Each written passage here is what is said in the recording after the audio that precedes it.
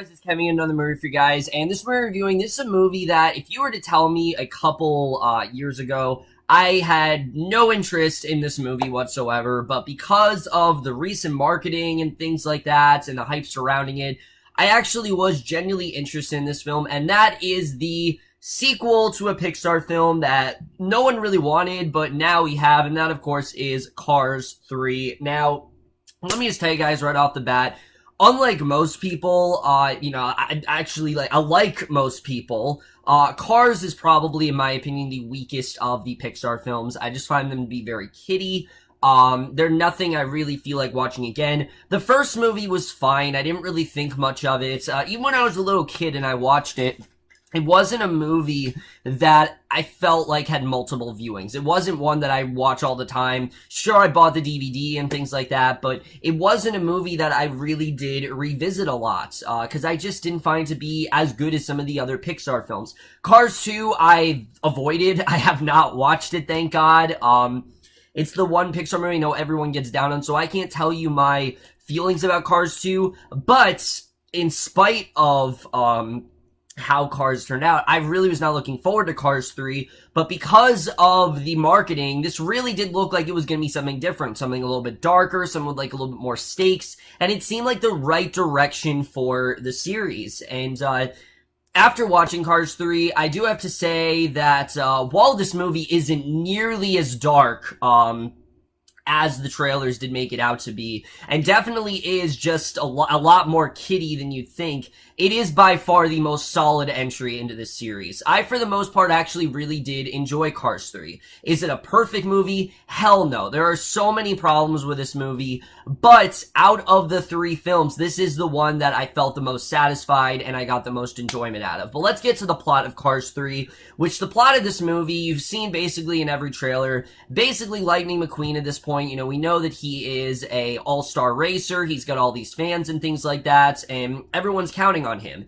And there is this new rival named Jackson Storm, and Jackson Storm very much challenges Lightning in that he's faster than him, he's more advanced than him. I mean, he just feels like he can beat him, and that's absolutely what ends up happening. Jackson Storm actually ends up beating Lightning to the point where he ends up getting very beaten up, and it's a very hard loss, and Lightning really has to contemplate whether or not he really wants to start racing again, and that's really all I'm gonna say. But let's just get to this movie, starting off with the cast. So, like the Cars movies, when it comes to the cast, I really haven't thought much of them, honestly. I think everyone just kind of does an okay job. No one's like, oh my god, this actor's amazing, this actress is amazing. It seems like that for every Pixar film, just like the Cars movies. I mean, the acting's just kind of fine, and this is the first movie where I did feel we had the most solid cast. I think everyone pretty much did a really good job. Let's talk about Owen Wilson as Lightning McQueen, because I've thought about this before. When you're a kid and you're watching these movies, you're like, oh, Lightning McQueen, he's so cool, he's an all-star racer, and there's not much else to him besides that. I mean, when really thinking about it, there's really not much else to Lightning McQueen than that, is that he is this big all-star racer, and he's got 1 million fans. However, this movie does add a little bit more complexity to his character, and I honestly really did appreciate that. Especially since Lightning does suffer a hard loss in this movie, and he really, goes through this idea of what it really means to be the star, and the fear of becoming irrelevant was handled really well in this movie, I have to say. I think they did a really good job with that here. I really did love the way they handled that. He's really grappling with that throughout the movie. Am I going to become irrelevant? Am I actually going to be that big star? Or am I actually going to be beaten by Jackson Storm? Is Jackson Storm going to steal my fire, essentially?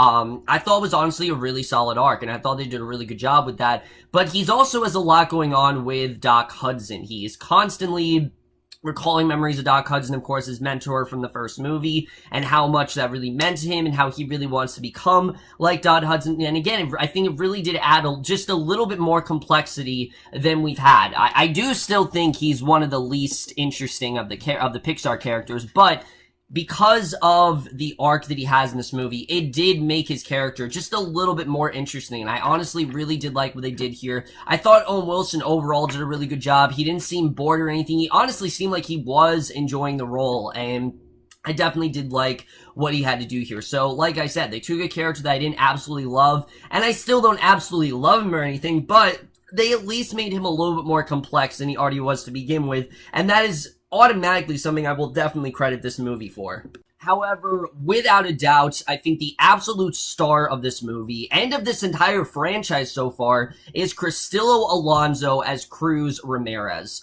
Like I said, the characters in this movies have just kind of been whatever, and the acting has just kind of been whatever. Cruz Ramirez is the first character that I genuinely feel like has a really well done arc, and someone that I can really connect to. I honestly really did love this character, and she really makes this entire film. I mean, she starts off the movie, she's Lightning's trainer who has a bunch of unconventional methods and things like that, and she's always longed to be a racer though, and we see throughout the film, you know, she's constantly racing with Lightning and wanting to do all these things, but she's held back by you know, the person that runs her company and tells her, oh no, you can't do that. You know, you're just a trainer, you're not a racer. And I thought it was honestly a really compelling arc. And I really like the chemistry between Lightning and Cruz Ramirez. They formed this really interesting bond. And I liked that it was just a bond. They didn't try to make it like a romantic sort of situation. They just tried to stay friends because, you know, Lightning does still have,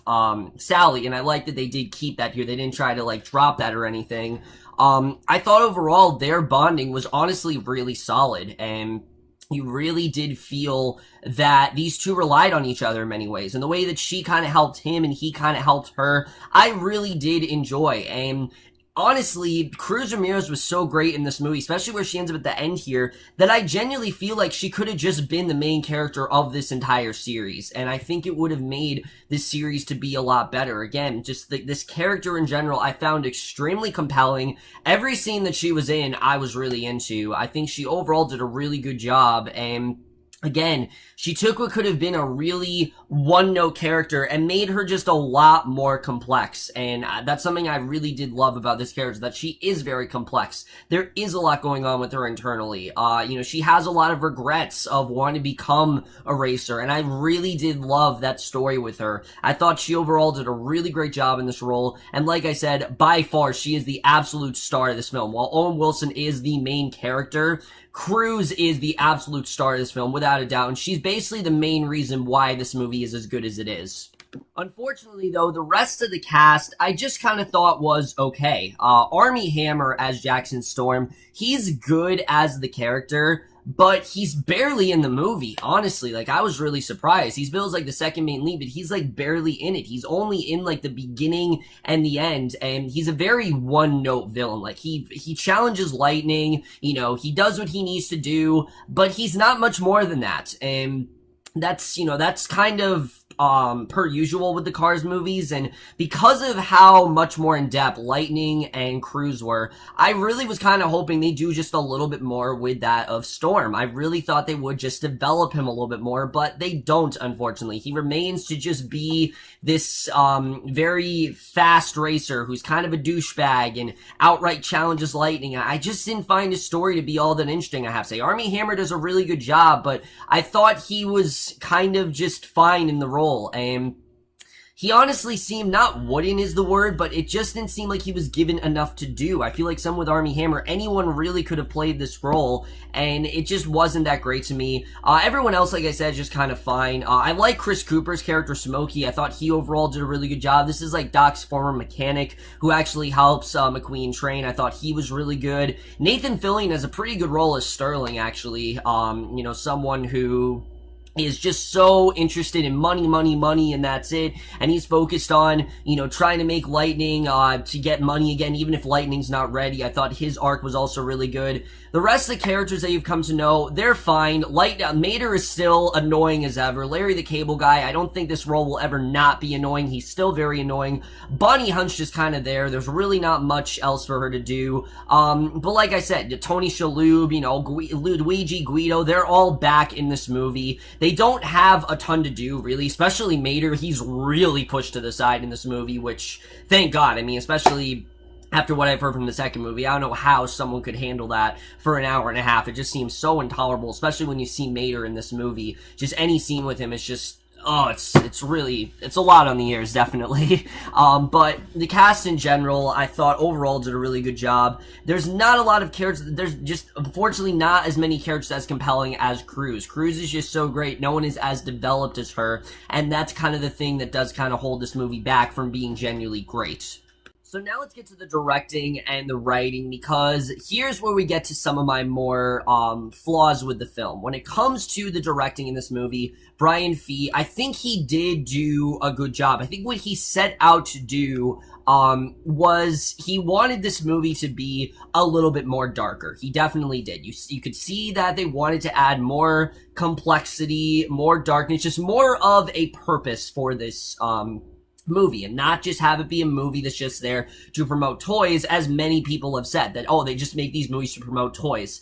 This is the first one where, yeah, it doesn't exactly feel that way, but I'm not gonna lie, the tone does not always work, and the tone is very iffy when it comes to this movie. There are points in this movie where, yes, it is a little bit darker, and yes, they will go more into Lightning's background, but then it gets really corny again, and a lot of the humor here really doesn't land at all. I really wasn't laughing much throughout the movie. It's more, the humor especially is very kiddie, definitely. There's some fun stuff throughout, like there's one thing with a laptop that I thought was kind of funny, but there's not much in terms of humor that I definitely really thought was that funny. There's some fun stuff between Cruz and Lightning, but it wasn't exactly funny. Like, it got a chuckle out of me, but I wouldn't exactly say that it was funny.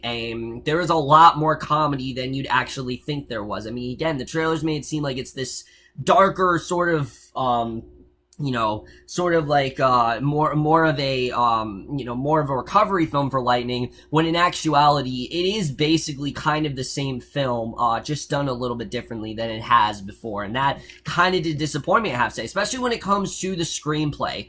The first half of this movie is pretty dull, honestly, I'm not gonna lie. When Lightning's in the Radiator Springs or whatever, and he's racing, I just wasn't really all that into it. Maybe it's because we've seen it so many times in trailers, we know what's gonna happen.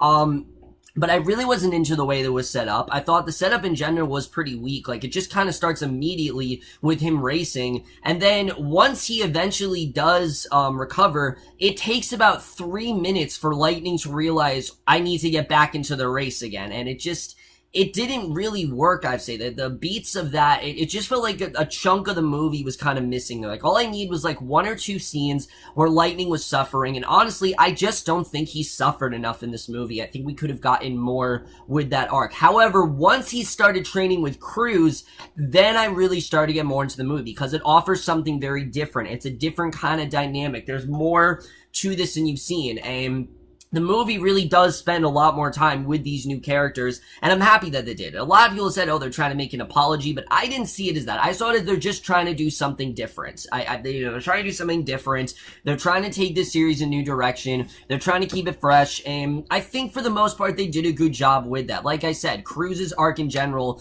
is really well done, and the movie really does have this great message of staying relevant and not letting anyone beat you by that, and don't make your last chance, while you might have one last chance, there's always room for your first and things. I just thought there were some really great messages in there, definitely. But like I said, the humor here is just not for me. I really did not find it that funny. I really was not laughing a lot, and that does hold the movie back tremendously, I will definitely say. The humor just didn't really land in this movie, and it really does hold it back, because there's a lot of lines in this movie that involve humor, and I just didn't find them that funny. What I was more compelled by was the stuff involving Cruz and the memories of Doc Hudson. I thought those two things really did propel this movie forward, and I actually did think made it into a better film than it could have been. Now, the animation, on the other hand, looks great. These movies have always looked fantastic. I don't think that this one looks any different.